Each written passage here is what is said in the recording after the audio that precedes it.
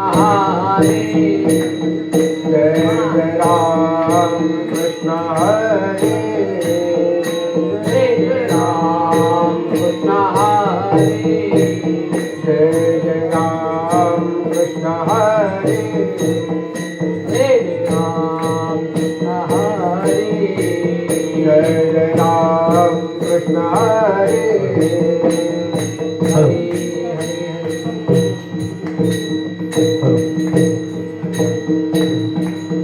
रूप पाहता लोचनी सुख झाले हो साधनी तो हा विठ्ठल बरवा तो हा विठ्ठल बरवा रूप पाहता लोचनी सुख झाले हो साधनी तो हा विठ्ठल बरवा तो हा विठ्ठल बरवा तो हा माधव बरवा तो हा विठ्ठल बरवा तो हा विठ्ठल बरवा तो हा माधव बरवा तो हा विठ्ठल बरवा तो हा माधव बरवा तो हा विठ्ठल बरवा तो हा विठ्ठल तो हा विठ्ठल बरवा तो हा माधव बरवा तो हा विठ्ठल बरवा तो हा विठ्ठल बरवा बहुत सुकृताची जोडी म्हणून विठ्ठल आवडी बहुत सुकृताची जोडी म्हणून विठ्ठल आवडी विठ्ठल आवडी तो हा विठ्ठल बरवा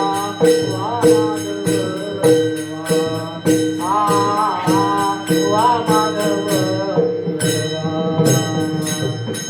सुकृताची जोडी म्हणून विठ्ठल आवडी तो हा विठ्ठल बरवा तो हा विठ्ठल बरवा सर्व सुखाचे आगर बाप रुक्मादेवर तो हा विठ्ठल बरवा तो हा विठ्ठल बरवा सर्व सुखाचे आगर बाप रुक्मादेवर तो हा विठ्ठल बरवा तो हा विठ्ठल बरवा तो हा माधव बरवा तो हा विठ्ठल बरवा तो हा माधव बरवा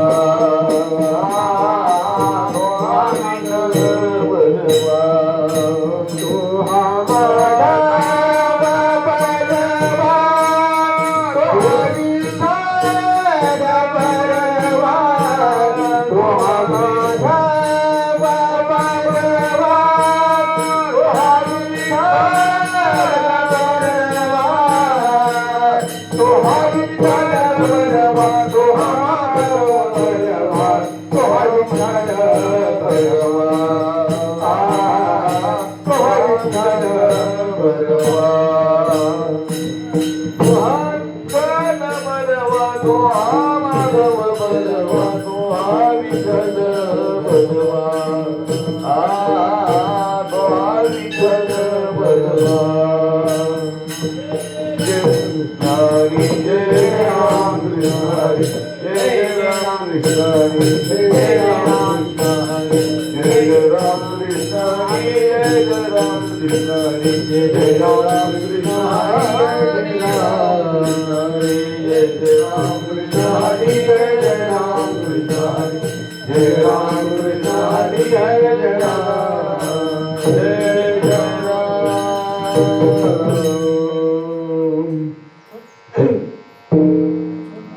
आम्हासाठी अवतार आम्हासाठी अवतार आम्हासाठी अवतार आम्हासाठी अवतार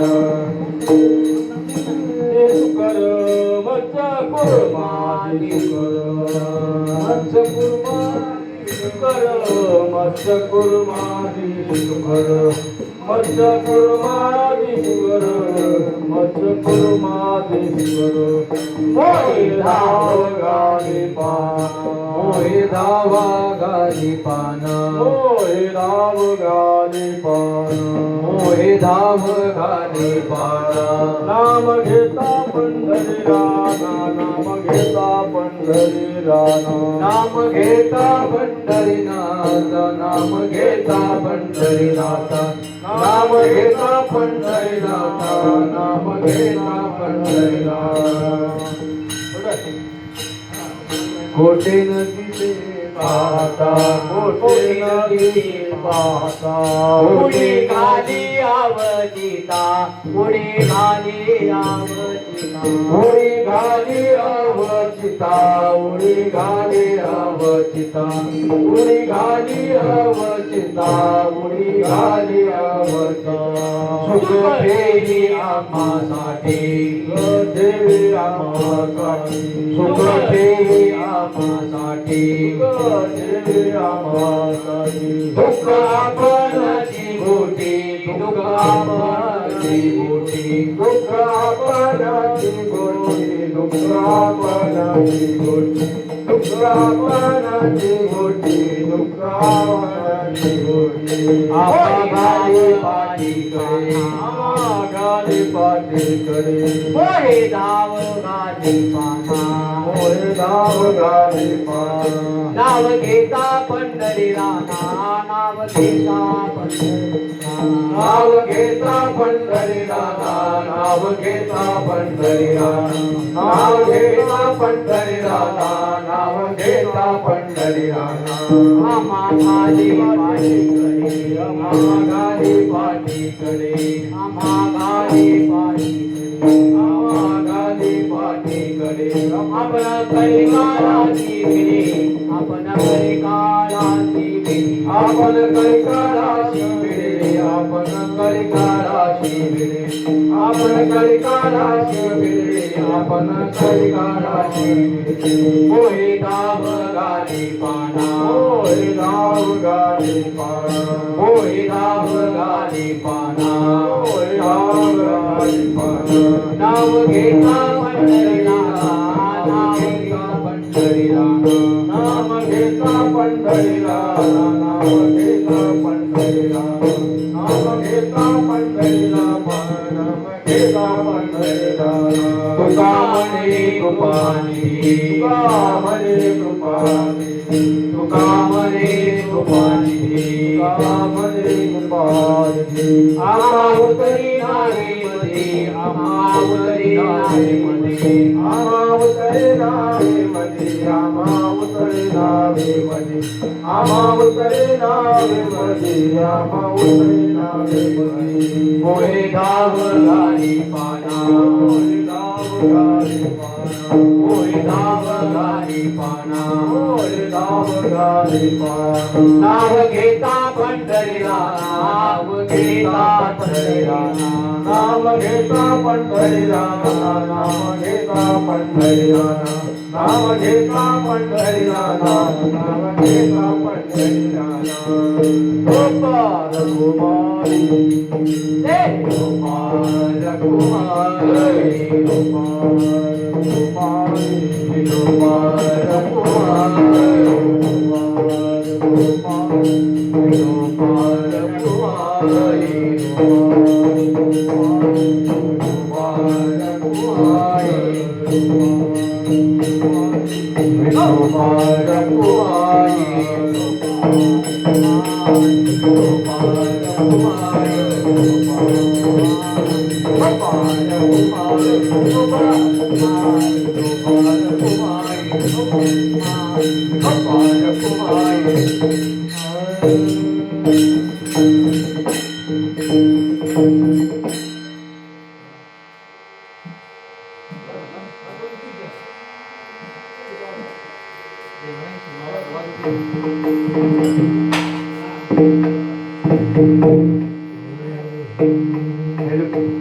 आम्हासाठी अवतार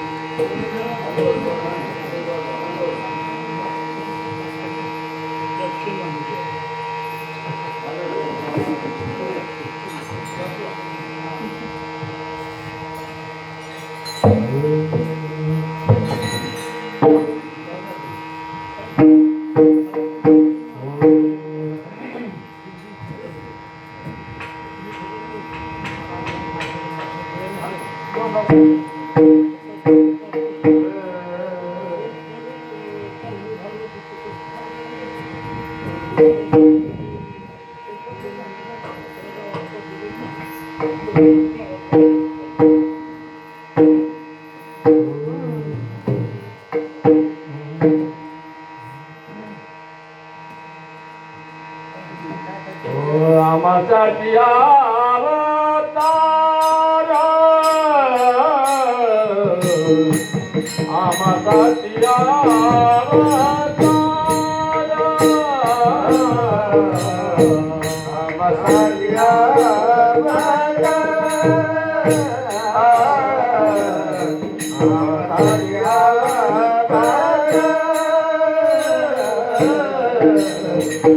आम्हासाठी अवतार आम्हासाठी अवतार आम्हासाठी आम्हासाठी आम्हासाठी आम्हासाठी मत कुर्बानी सुकरा मत कुर्बानी सुकरा सुकर मोरे धाव घाली माना मोरे धाव घाली माना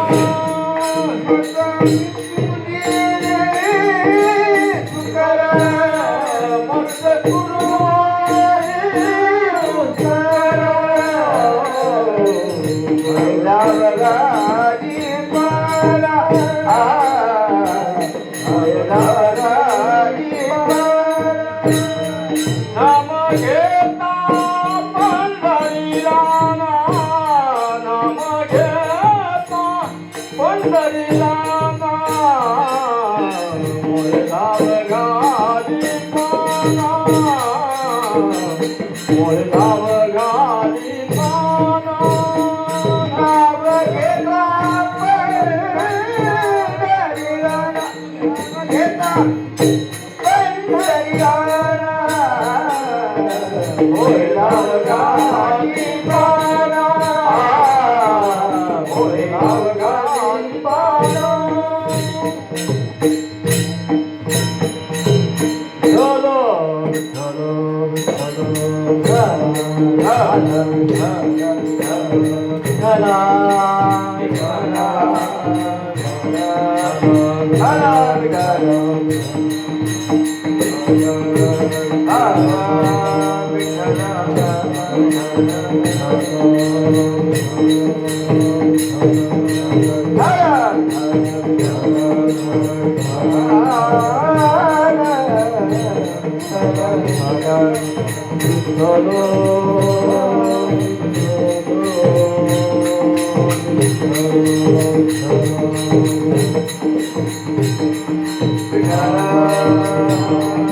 विठ्ठला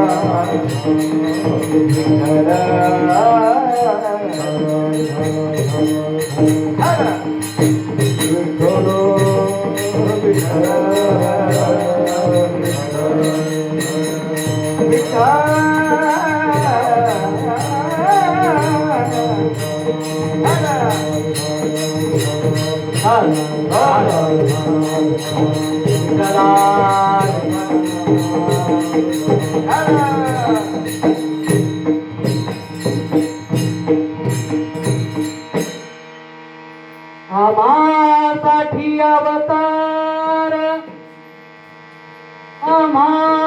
आम्हासाठी अवतार मत्स्य कुर्मा दे सुकर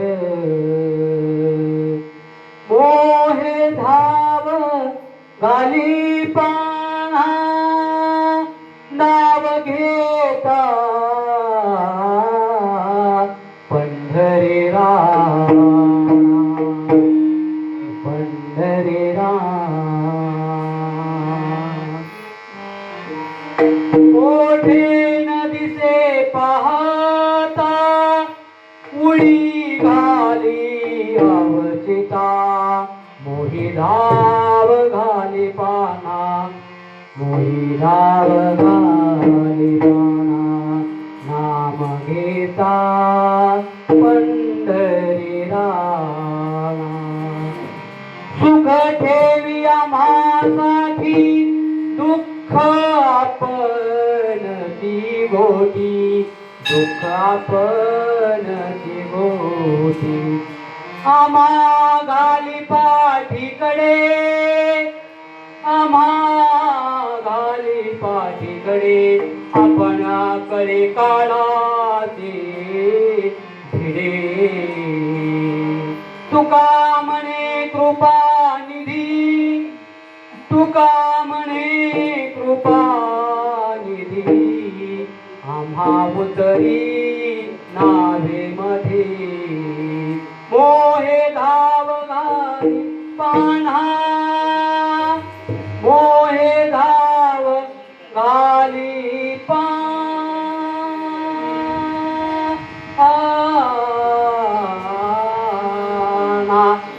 नाम घेता पंढरी राना हरे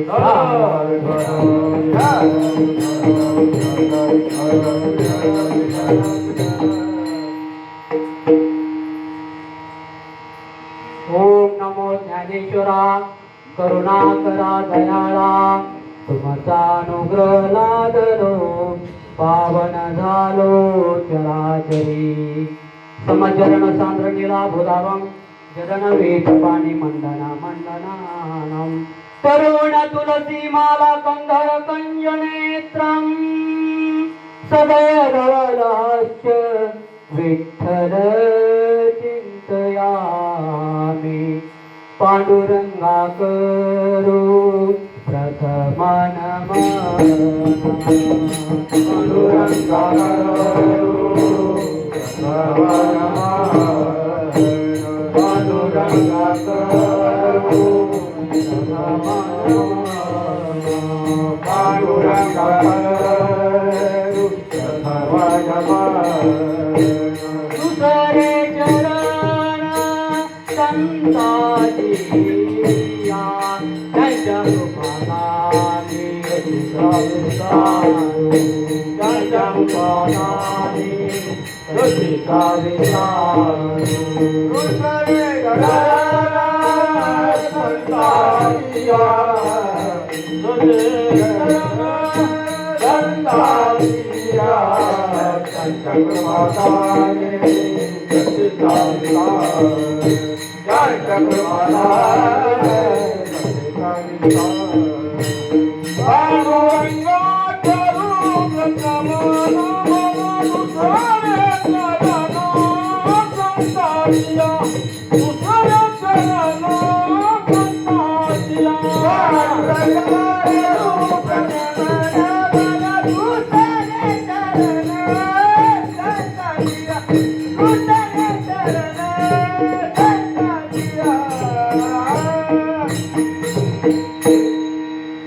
आम्हासाठी अवतार मत्स्य कृमादे सुकरा मोहे धाव घाली पाना नाव घेता पंढरी राणा. प्रस्तुत प्राप्त प्रसंगी प्राप्त वेळी आज पूर्ण महाराष्ट्रामध्ये नव्हे तर पूर्ण भारतामध्ये रामनवमी हा उत्सव मोठ्या उत्साहाने साजरा केला जात आहे. त्यामध्ये आपणही सहभाग घेतलेला आहे. वास्तविक पाहता आपल्या जीवनामध्ये 5 पर्व आहेत. 5. 1 रामनवमी, 2 महाशिवरात्री, 3 कृष्णाष्टमी, 4 वामन जयंती आणि 5 नरसिंह जयंती.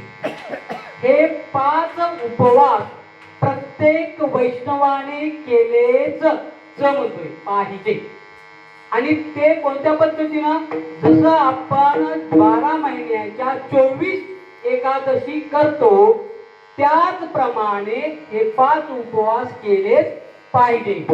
12 वाजता राम जन्म झाला आणि बसली पंगत आणि 56 प्रकारचा भोग नाही भोगायचा, अजिबात नाही.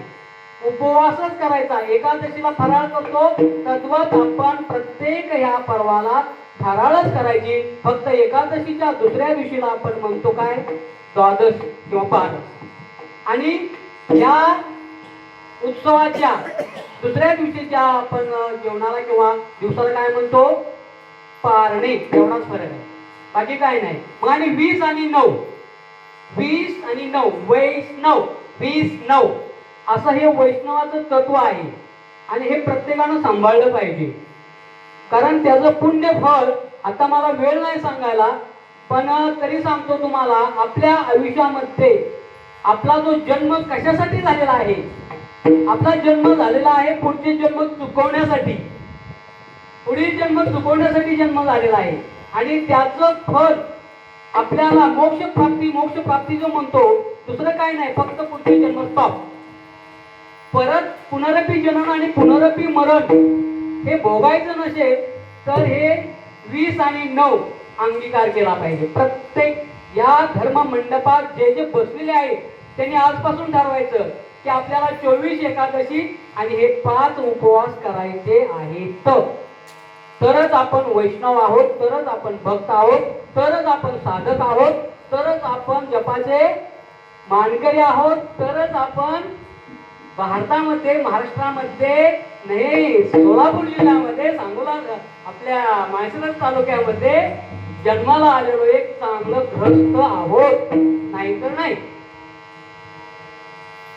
तर हे 5 उपवास, 5 पर्व, त्या पर्वातील आजचं हे एक पर्व आहे. देव काय म्हणतो या ठिकाणी, हा अभंग कोणाचा आहे, जगद्गुरु संत तुकाराम महाराजांचा. महाराज आपल्याला काय सांगतात, काय म्हणतात की आम्हासाठी अवतार. देवाने अवतार घेतो देव, पण कुणासाठी घेतो, आम्हासाठी घेतो. मग आम्हासाठी घेतो म्हणजे फक्त संतासाठी घेतो का, हो संतासाठीच घेतो. कारण गीतेमध्ये स्पष्ट भगवान श्रीकृष्णाने सांगितले काय, यदा यदा हि धर्मस्य ग्लानिर्भवति भारत अभ्युत्थानं धर्मस्य तदात्मानं सृजाम्यहम् परित्राणाय साधूनां विनाशाय च दुष्कृतम् धर्म संस्थापनार्थाय संभवामि युगे युगे. या श्लोकाचं जर आपण चिंतन केलं तर आपल्या लक्षात येते देव अवतार घेतो, पण कशासाठी, परित्राणाय साधूंना. साधूंचं पहिलं रक्षण काय आहे, साधूचं. म्हणून तुकाराम महाराज म्हणतात अभंगाच्या प्रथम चरणात, आम्हासाठी अवतार, आम्हासाठी अवतार, आम्हासाठी अवतार, आम्हासाठी अवतार. अवतार आम्हासाठी अवतार आम्हासाठी अवतार आम्हासाठी अवतार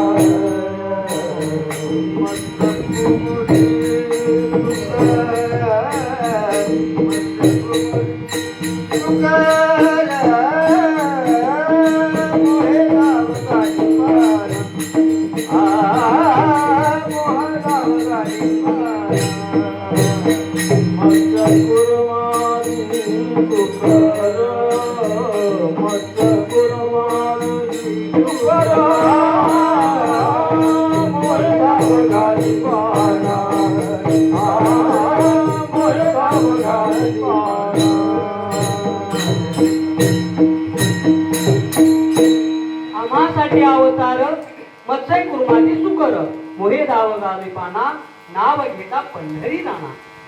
आता या पहिल्या चरणामध्ये तुकाराम महाराज म्हणतात की देव अवतार घेतो पण आम्हासाठी घेतो. मग देव म्हणतो का की मी तुमच्यासाठी अवतार घेतो?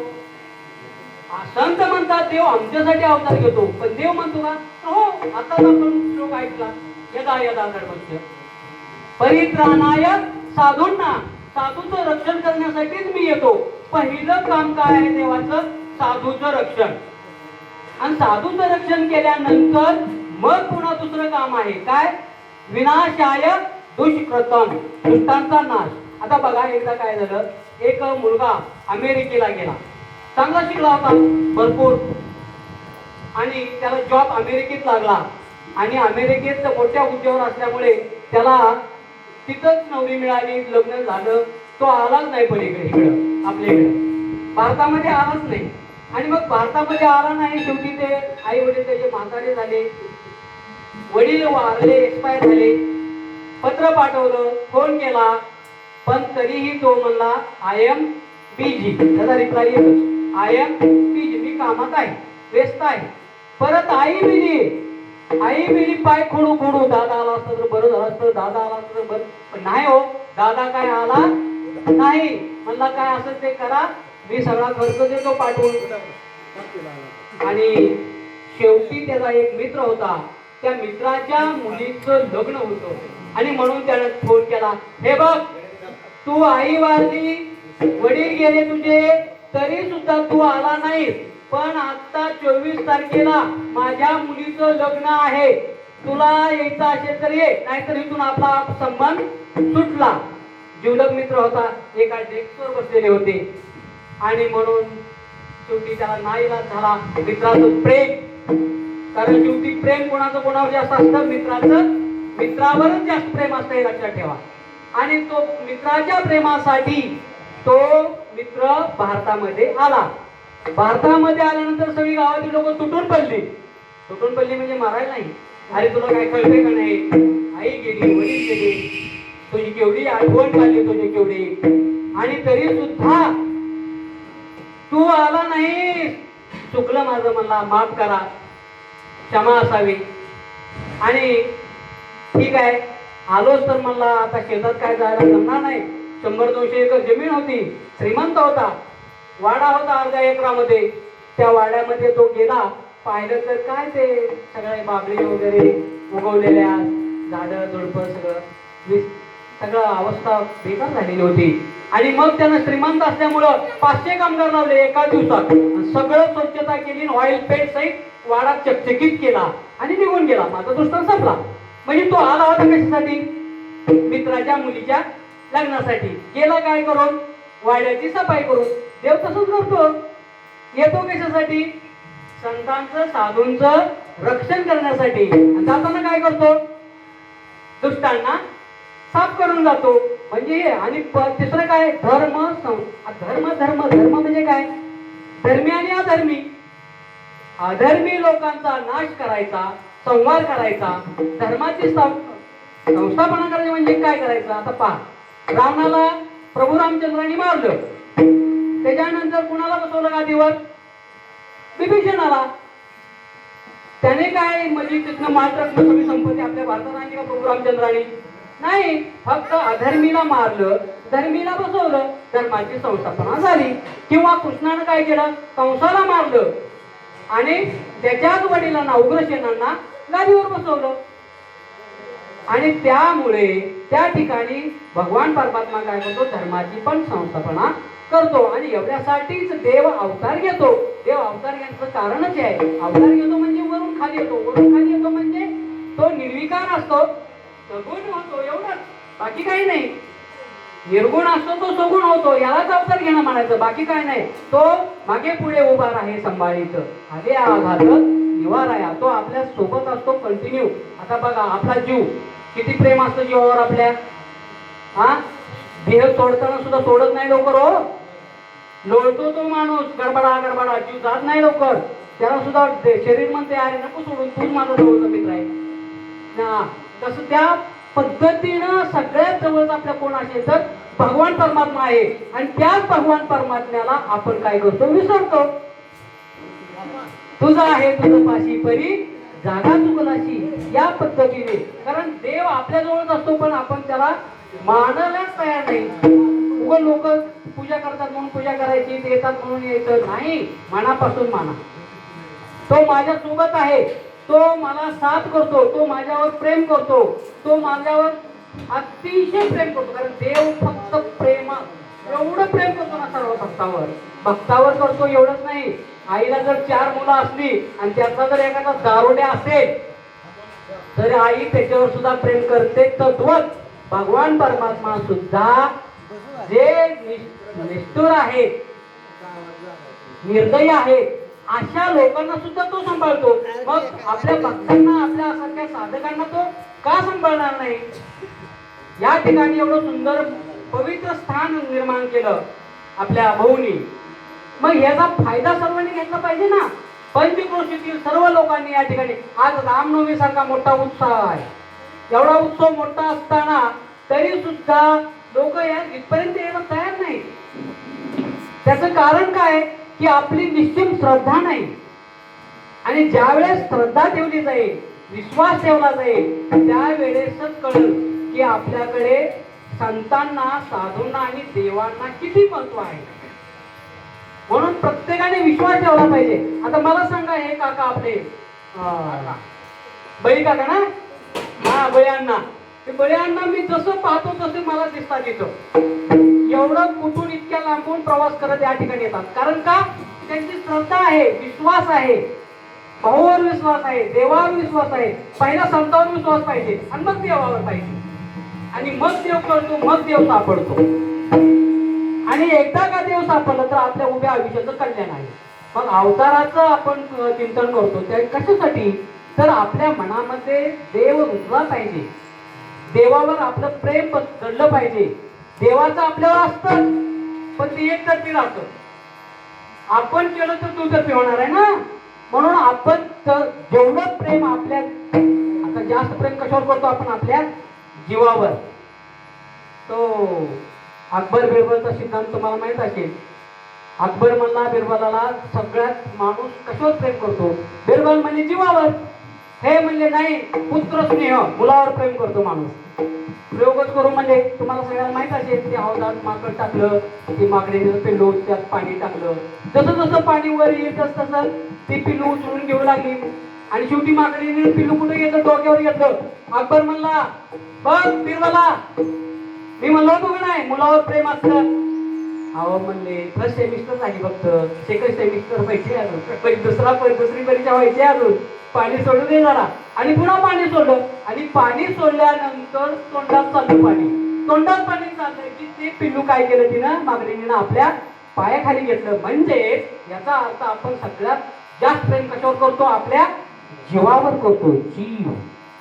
मग ह्याच्यापेक्षा सुद्धा संत काय करतात, देवावर प्रेम करतात.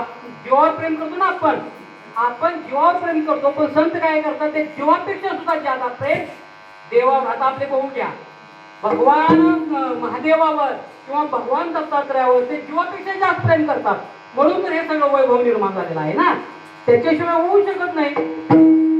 आणि म्हणून प्रत्येकानं प्रेम करायला शिका. एवढंच बाकी काय नाही. अवताराचं चिंतन करायचं, याच्या पाठीमागचा एकच उद्देश म्हणजे प्रत्येकानं देवावर प्रेम केलं पाहिजे. आणि देवावर प्रेम करायला सुरुवात केली की आपलं उभं आयुष्य चांगलं झाल्याशिवाय राहणार नाही. गरजच नाही काय कुणाला कुठं जायची गरज नाही. तुम्हाला सांगतो, कोणाकडे जायची गरज नाही. काय मागायचं ते तुम्ही देवाला मागा, काय भांडायचं ते तुम्ही देवाला भांडा. जेवढं प्रेम करायचं आहे तेवढं माझ्या भगवान परमात्म्यावर करा. एवढंच. हा विठ्ठल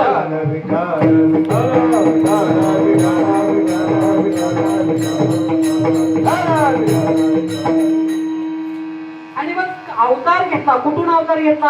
हे डार्विनचा सिद्धांत काय बोलतात लोक मला माहिती नाही. पण खरं तर मनुष्य कुठपर्यंत आला? देवाने पहिला अवतार घेतला मासा, पूर्ण पाण्यामध्ये. दुसरा अवतार घेतला कासवाचा. तिसरा अवतार घेतला वराह. चौथा अवतार घेतला नरसिंह. पाचवा अवतार घेतला वामन. सहावा अवतार घेतला परशुराम.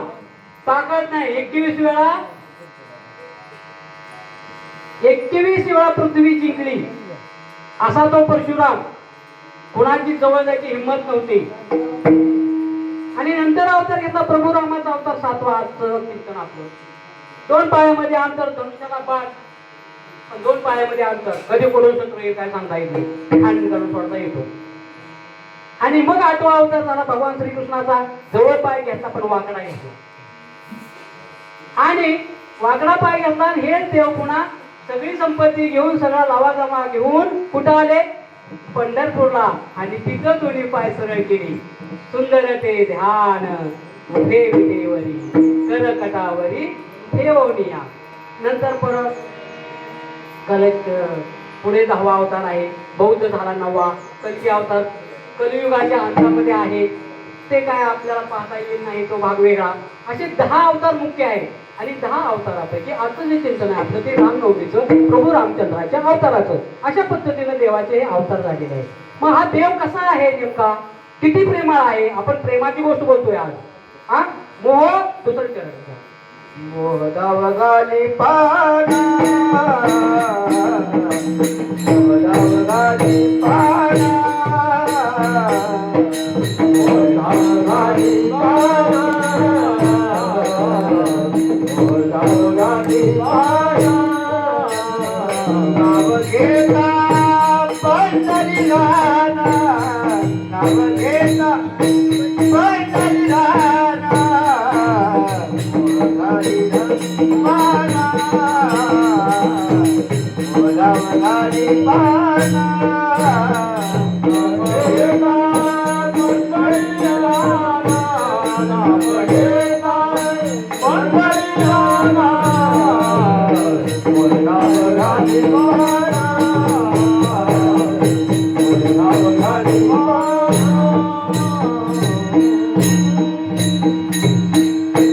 मोहे दाव घाली पाना, नाव घेता पंढरी राणा. पहा एकदा काय झालं, धर्माने सांगितलं की हे भीमा, आपल्याला भगवंताला जेवायला बोलवायचं आहे. काय कर, अजून 4 दिवस आहेत, तू जा मथुरेला जा आणि देवाला घेऊन ये. अहो मला अजून 4 दिवस आहेत, जातो मी, घेऊन येतो, काय हरकत नाही. परत गेला का नाही बघायसाठी, उद्या जेवायचं आमंत्रण आहे म्हणता. आज धर्म भीमाच्या रूम मध्ये गेला तर भीम झोपलेला. अरे भीमा, कधी जाणार तू आणि कधी घेऊन येणार देवाला? काळजी करू नका, अजून 12 तास आहे, झोपू द्या मला. अरे असं करू नको, निघावं लागेल तुला, वेगाने वाऱ्याच्या जावं लागेल, यावं लागेल. तेव्हा दिवस उभायला आपल्याला जेवायला घालायचं आहे देवाला. आणि मग तू लवकर यावं लागेल. जा जा जा. हो हो हो, जातो दादा, काळजी करू नका, तुम्ही निश्चिंत राहा. आणि गेले धर्म निघून. आणि मग तुम्हाला सांगतो, सकाळी लवकर उठून धर्म राजा आले. भीम गेला का नाही बघा, तर भीम झोपला. अरे काय कळतं का नाही मला तुला? कधी जाणार? सगळा स्वयंपाक तयार आहे, संकल्प सोडायचा आहे, अजून तू गेलाच नाही तर आता कशाचा देव येणार? कुठं हस्तिनापूर, कुठं मथुरा, तू कधी येणार? काय अरे काय केलं तुम्ही? तुझ्यावर केवढा विश्वास ठेवला होता मी. झाली का? ताटं वाढून घ्या. काय म्हणजे काय कळलं सांगतोय काय? आणून कुठे लपवून वगैरे ठेवला का काय येतो? आणि मग ताटं वाढून घेतली आणि भीम असा पटांगणात आला. अंगणामध्ये आल्यानंतर भीमानं काय केलं? ती जी गदा होती ना भीमाची, ती गदा वर भिरकावली आणि डोकं खाली ठेवलं गदेच्या. आणि आता गदा डोक्यात पडून भीम मरणार तेवढ्यात गदा पकडली देवाने. अरे काय भीमा, भावाची रात्री काय भांडणं वगैरे झाली का काय? नाही बाबा. मग आत्महत्या? आत्महत्या नाही. मग जेवायचं अरे असं असतं का? देऊन देऊन जेवायचं निमंत्रण मेला असता की तू मरू देत नाही म्हणून तर मरू देत नाही. ज्या वेळेस आपलं खरंच श्वास संपलेला आहे त्याच वेळेस आपण जातो. काही करा तुम्ही. त्याचं म्हणजे जेवढं ठरलेलं आहे ना आयुष्य प्रत्येकाचं, तेवढं आयुष्य प्रत्येकाला लाभते. देव तोपर्यंत कोणाला मरू देत नाही. फक्त काय करायला पाहिजे? हात मारायला पाहिजे. नाव घेता पंढरी राम. तुम्ही नाव घ्या फक्त, तो हजर आहे तुमच्या पुढं. काळजी करायची काहीच गरज नाही. आणि झालं मग या अजून काय? अजून काय? सुख ठेवी आमासाठी, दुःख आपणची गोटी. अहो सुख आपल्याला देतो देव. आपण थोडं काय झालं की देवा मी सापडलो रे तुला दुःख द्यायला. अरे ते देतच नाही दुःख. येडे तुम्ही तुमच्या कर्माने दुःख भोगता. हे जरा लक्षात घ्या, डोक्यामध्ये घ्या. दुःख देव देत नाही. देव फक्त सुख देणार. सुख ठेवी आम्हासाठी, दुःख आपणची गोटी. देव आपलं दुःख भोगतो. तुम्ही म्हणताय देव आम्हाला दुःख देतो. नाही रे बाबा, लोक तुम्हाला दुःख देत नाही देव. तुम्ही तुमच्या कर्माने दुःख भोगता. आता काटा आहे दिसतोय आणि पाय दिला, काय होईल? होणार आहे ना, दुःख होणार आहे ना. मग देव म्हणला होय काटा आहे त्याच्यावर पाय दे, नाही म्हणत तो. पण तुम्हाला कळत नाही. तुम्ही चुकीची कर्म करता आणि दुःख भोगता आणि दोष देता देवाला. जरा समजून घ्या, देवाला दोष देऊ नका. देव आपलं काय करतो? दुःख घोटायचं काम करतो. आता पहा काय झालं होतं. मीराबाई, संत मीराबाई देवाबरोबर आपल्या वडिलाबरोबर दररोज लहान असताना जायची आणि गेल्यानंतर पाया पडायची. त्यावेळेस एके दिवशी राजा म्हणाला, हे भगवान श्रीकृष्णा, माझ्या मुलीचा तू सांभाळ कर. माझी मुलगी मी तुला अर्पण केलेली आहे. एवढंच ऐकलं त्या मीरेनं. लहान होती, 4 वर्षाची. तेवढं ऐकून म्हणली, आता बरं केलं माझ्या वडिलांनी. पप्पानी भारी काम केलं, देवाला मला देऊन टाकलं. विषय संपला. आणि मग परत मोठी झाल्यानंतर तेच वडील पाहायला गेले राजकुमार. मग विचारलं मीराबाईने, मम्मी, नसेल शब्द मम्मी त्या काळात, आई समजण्यासाठी बोललो, आई पप्पा कुठे गेले? तर बाई तुला नवरदेव पाहण्यासाठी गेलेत. हा, माझा काय पुनर्विवाह करणार आहेत काय? आई म्हणजे तुझं कधी झालंय? मग बजावली, तुला काय बोलण्याचा अर्थ नाही, येऊ दे. संध्याकाळी पप्पा आले, बाबा कुठे गेला होता? बाळ तुझं लग्न करायचं. किती वेळा? तुम्ही माझं लग्न केलेलं आहे. कधी केलं? तुम्ही नाही का म्हणला पाठीमागं एकदा की देवा करावा हिचा सांभाळ. हा, मी ही माझी मीरा तुम्हाला अर्पण केलेली आहे असं तुम्ही स्पष्ट सांगितलं. आणि आता हे काय पद्धत आहे? आणि मला माझा नवरा मेलेला कपाळ कुंकू पुसायची गरजच नाही, कारण माझा नवरा अमर आहे आणि कधीच मला कुंकू पुसण्याची वेळ येणार नाही. मला तुझ्यावर नकोच आहे. मुलगी ऐकी ना. आणि वडील कटीला पडले. शेवटी मुलगी काय ऐकली नाही. समाज नावं ठेवू लागला. समाज नावं ठेवायला लागला की घरची लोक पुन्हा नावं ठेवतात. अर्थातच कधी घरची अगोदर ठेवतात, पुन्हा बाहेरची ठेवतात. चाललेलंच आहे समाजामध्ये हे. आणि मग शेवटी राजाला ते सहन झालं नाही आणि राजाने काय केलं? विषाचा पेला मीराबाईला दिला आणि मीराबाईने ते विष घटा घटा घटा पिऊन टाकलं. हसत हसत काहीच नाही, गेली निघून. पण देवाची मूर्ती काय झाली? काळी झाली. म्हणजे विष पिली मीराबाई आणि घोटलं खरं कुणी? भगवंताने. एवढा भगवंत प्रेमळ आणि मायाळू आहे. मग ह्या देवावर तुम्ही का प्रेम करत नाही हा प्रश्न. मनापासून प्रेम करायला शिका देवावर. जेवढं प्रेम आपण जीवावर करतो त्यापेक्षा जादा प्रेम देवावर करा. देव तुम्हाला सांभाळायला तयार आहे, नाही का? आणि पुढे काय म्हणतात आणखी? आम्हा खाली पाठीकडे आपण कळी काळाची पिढी. आता पहा, 18 दिवस युद्ध झालं पांडवांचं आणि शेवट विजयी झाल्यानंतर भगवान श्रीकृष्ण म्हणजे अर्जुना उतर खाली. अर्जुन म्हणला देवा रोजच्याप्रमाणे तुम्ही उतरा, मी मालक तुम्ही ड्रायव्हर. रिजा संपली आता, उतर खाली गपचे. देव म्हणजे नाही दे. अर्जुन मला नाही देवा तुम्ही उतरा अगोदर. नाही रे उतर अगोदर. अर्जुन ऐकना म्हणून देवाने धरला आणि तिला ढकलून खाली आणि देवाने उडी मारली. देवानं उडी मारली की रथ पेटला धाड धाड धाड धाड धाड धाड धाड. आणि मग रथ पेटल्यानंतर मग अर्जुनाला भोळ झाली. देवा मेलो असतो की म्हणून तर तुला अगोदर उतरवलं म्हणले. हा मग इतक्या दिवस काय तुला काय वाटलं? देवाने उडी टाकली की रथ ऑटोमॅटिक पेटतो, तुमचा माझा सुद्धा. हा आपल्यातून देवाने उडी टाकली की आपली घरची लोक घेऊन जातात आणि आपला रथ पेटवतात. हा त्याप्रमाणे म्हणजे देवाने आपल्यातून लवकर उडी टाकू नये असं वाटत असेल तर माझ्या भगवंतावर प्रेम करायला शिका. आणि भगवंतावर प्रेम करण्याच्या अगोदर संतावर प्रेम करा. आणि संतावर प्रेम केल्यानंतर भगवंत भेटेल. आणि भगवंतावर प्रेम केल्यानंतर आपलं आयुष्य सुजलाम सुफलाम झाल्याशिवाय राहणार नाही. मग आपण काही काळात पिढतो काय करतो की बाबा मी आतापर्यंत होतो, पुढं काय साधी माणसं होती रे, कृपाचार्य, भीष्माचार्य, हा द्रोणाचार्य, केवढी मोठी लोक होती सगळी. अरे पृथ्वी नष्ट करण्याची ताकद होती त्यांच्यात.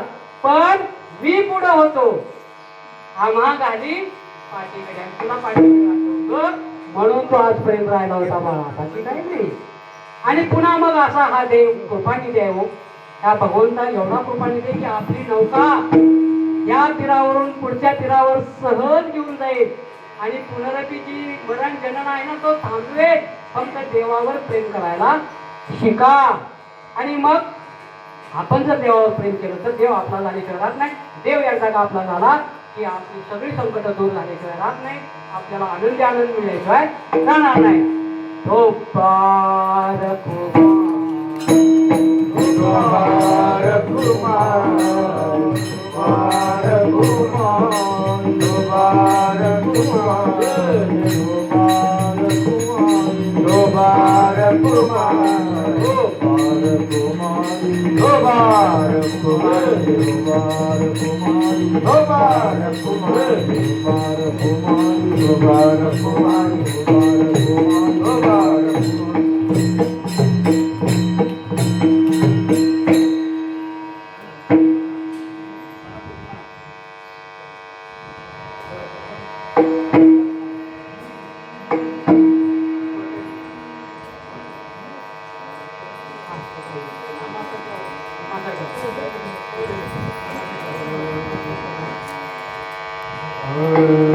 आमासाठी अवतार,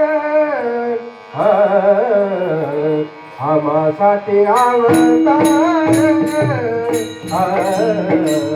आमासाठी अवतार, आमासाठी अवतार, आमासाठी अवतार, आमासाठी अवतार, आमासाठी अवतार, आमासाठी अवतार, आमासाठी अवतार,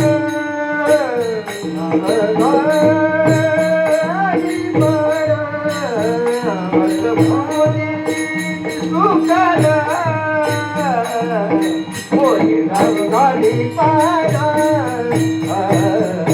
बोले धावगाडी पार,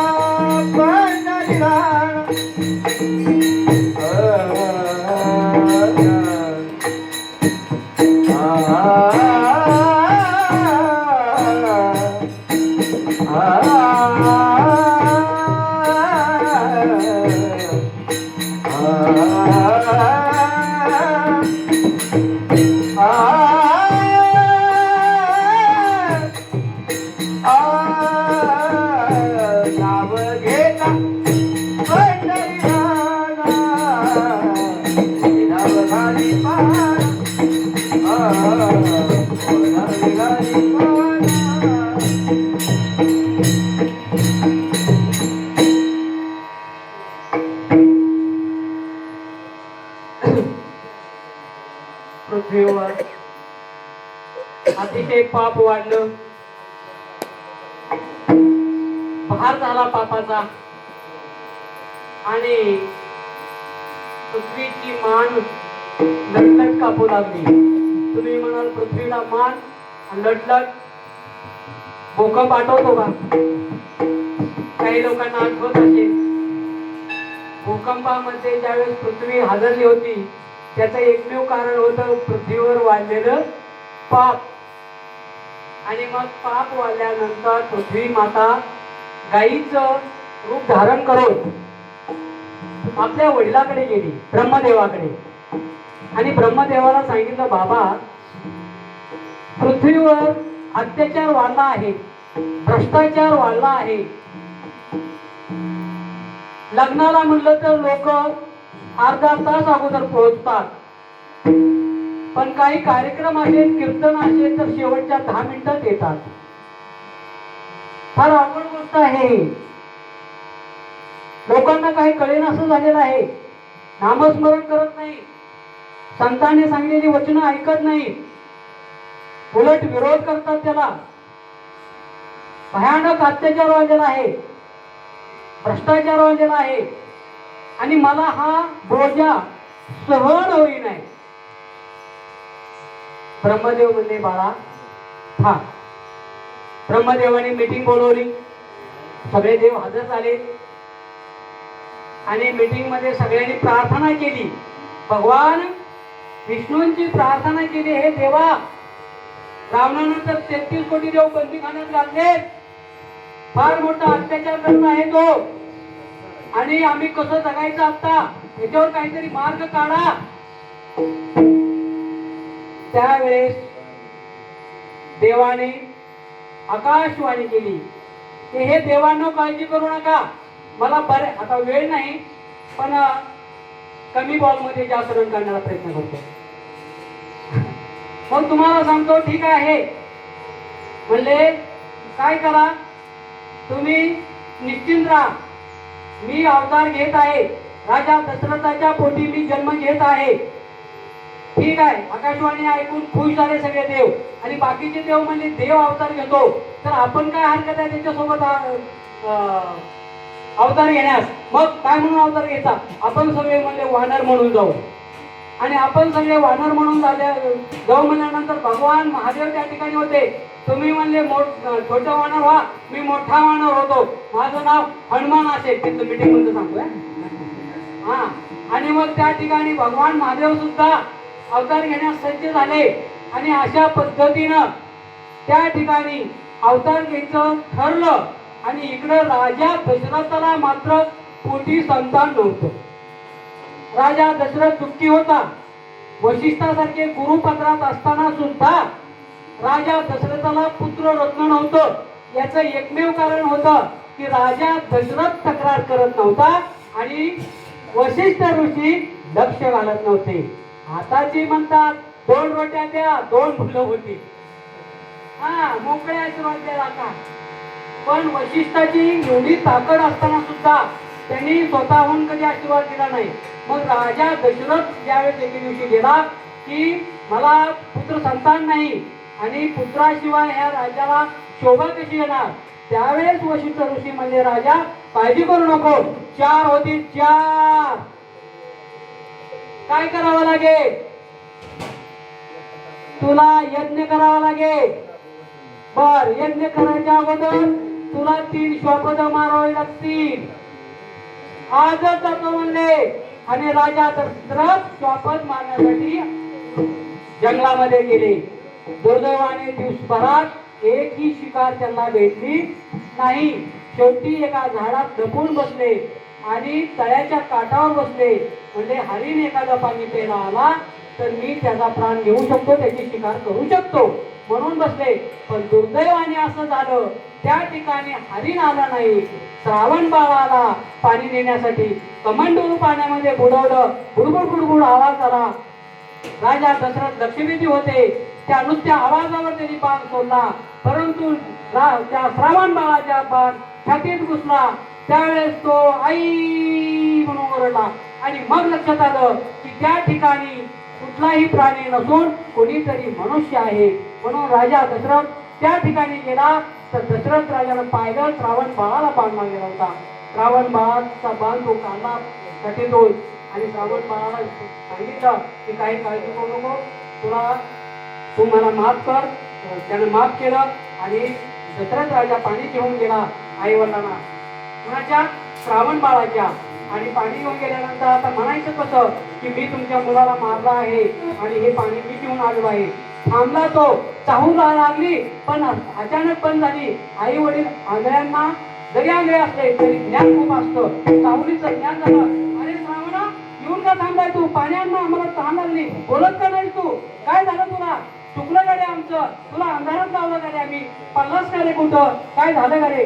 पण शब्द होते दशरथ राजा काही बोलू शकले नाही. आणि मग शेवटी दशरथ राजाला रावणा आणि म्हणजे हे बघा म्हणजे माझ्याकडून तुमच्या श्रावणाची हत्या झालेली आहे चुकून आणि त्यामुळं हे पाणी घ्या आणि तुम्ही पाणी प्या. त्यावेळेस ते आई वडील म्हणले, हे बघ आमच्या एकुलत्या एक तरुण मुलं आमच्या आधार तू नाहीसा केलाय. आम्ही सुद्धा आता राहणार नाही, आम्ही सुद्धा आमचे प्राण सोडणार. पण तुला अगोदर आम्ही शाप देतो की आम्ही जसं आमचा पुत्र करून मरणार तसं तू सुद्धा तुझा पुत्र करून मरशील. अशा माणसाचे शाप खरे ठरतात आणि काही शाप चुकून दिलेले असतात पण ते आनंदाचे असतात आणि काही आनंदाचे म्हणून दिलेले असतात ते दुःखाचे ठरतात, नाही का? हा शाप दिला होता, चांगला दिला होता का? चांगलाही म्हणतो. आता थोडं दशरथ राजाला दुःखही वाटलं आणि पुन्हा सुखही वाटलं. सुख याचं वाटलं की यांच्या आशीर्वादाने मला मुलं होणार. हा, आणि मग त्यांना ते तिथून आले, वशिष्ठासमोर आले. काय झालं तर माझ्याकडनं असं झालं, मला शाप मिळाला, पुत्र करून मरशील म्हणून. अरे चांगली गोष्ट आहे म्हणजे त्यांच्या शापाने तर तुला पुत्र होईल. यज्ञ कर. यज्ञ कुणाच्या हस्ते करायचा?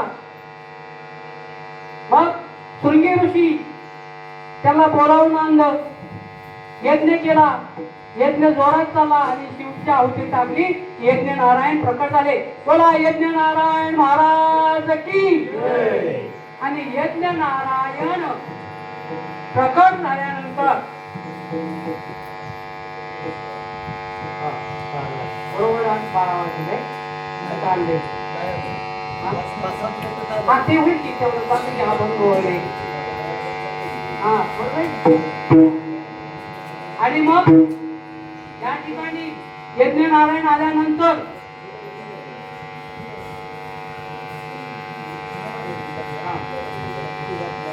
आणि मग त्या ठिकाणी यज्ञनारायणाने प्रसाद दिला आणि प्रसाद दिल्यानंतर तो प्रसाद ऋषींनी राजा दशरथाच्या हातात दिला आणि तिन्ही राण्याला समान भाग करून वाटायला सांगितलं.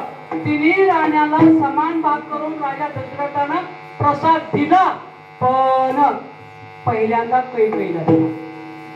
2 नंबरला पहिल्यांदा कौशल्येला दिला आणि 2 नंबरला सुमित्रेला दिला आणि शेवटीला कैकेयीला दिला.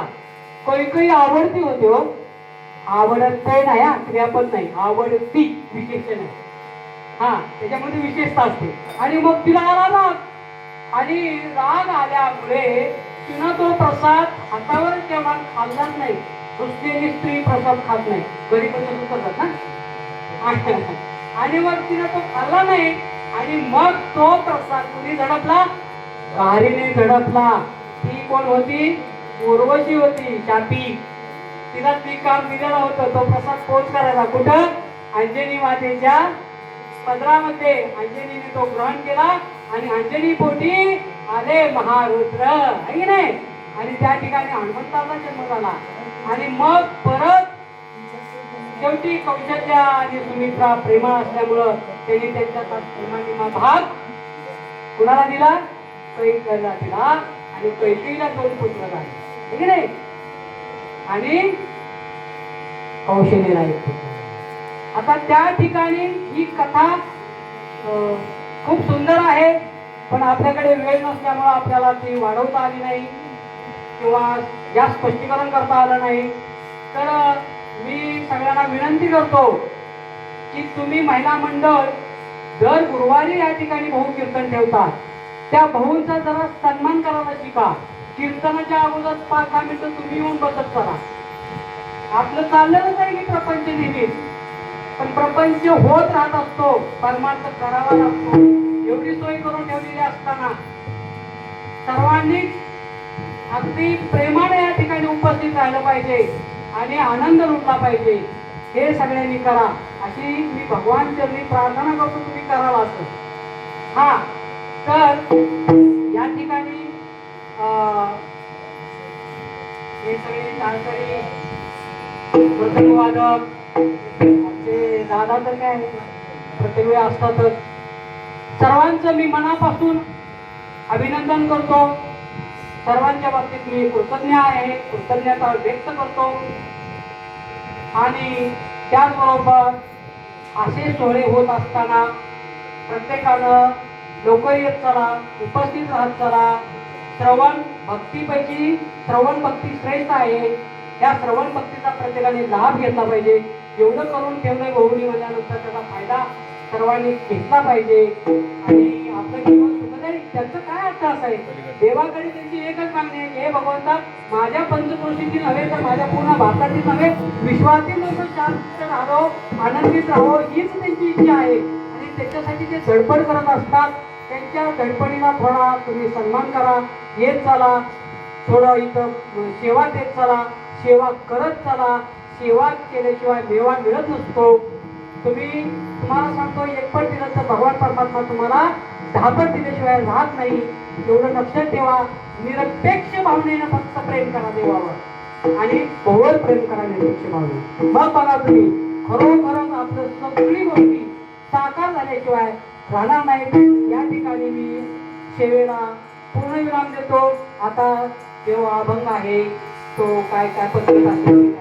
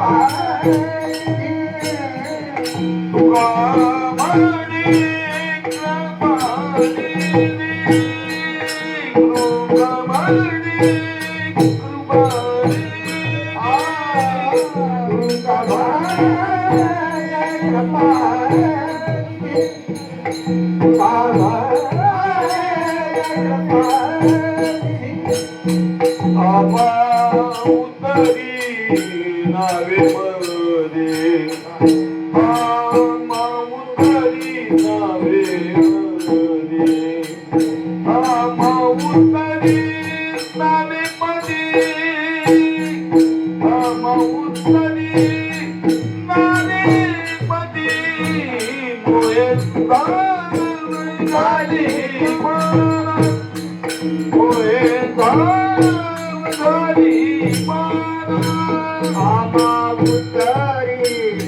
लावे माझी आमा बुद्धरी लावे माझी मोहे लावे मोहे लावे नाम घेता पंढरी राणा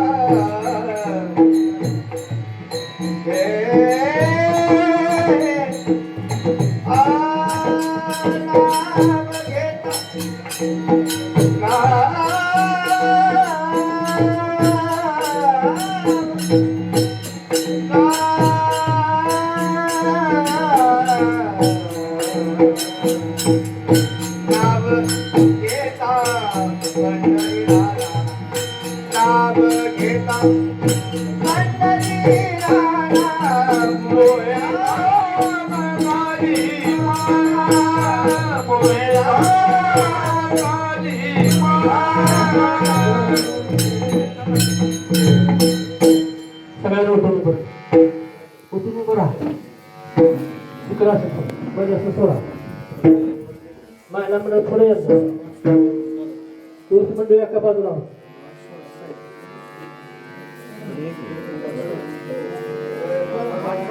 वाट सोडा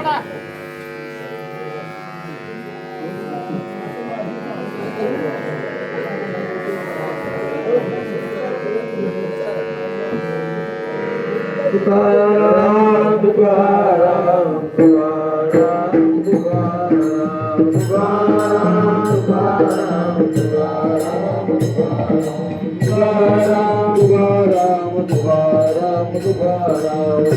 तुकाराम तुकाराम तुकाराम तुकाराम तुकाराम तुकाराम तुकाराम तुकाराम तुकाराम वंदे हरिद्वार श्री ज्ञानदेव पंढरीनाथ भगवान की जय।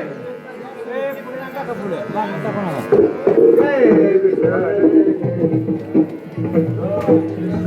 जय विठ्ठल जय आबुले कुरबेडे बापुरी उत्तर कराच बापुरात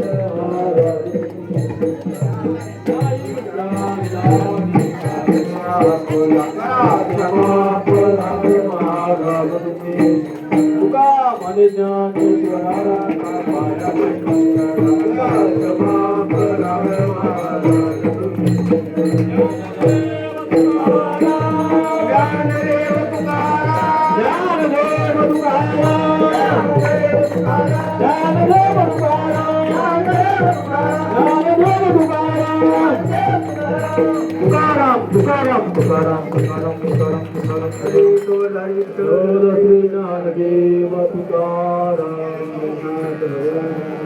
हरे अनंत रामचंद्र हनुमान। प्रत्येक गुरुवार प्रमाणे या गुरुवारी आज रामनवमी आलेली आहे आणि या रामनवमीच्या निमित्तानं